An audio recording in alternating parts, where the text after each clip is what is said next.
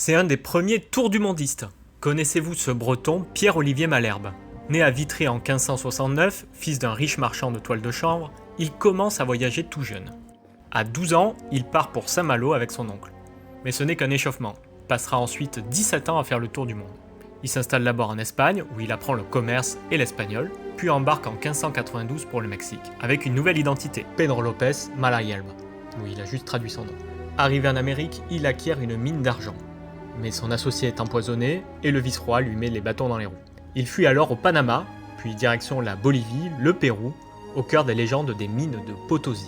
Il y reste un peu, puis prend la route de la Terre de Feu, où il passera le détroit de Magellan et traversera le Pacifique en bateau.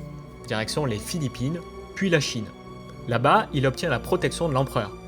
Il redescend pour l'Indochine, le Siam, le Bengale, et il rejoint l'Inde, où il devient l'ami du grand moghol Akbar. 3 ans plus tard, il repart pour la Perse et gagne la confiance du Shah Abbas, ce qui lui permet de traverser l'Arabie avec une caravane de 500 chameaux. En 1609, il rentre en France.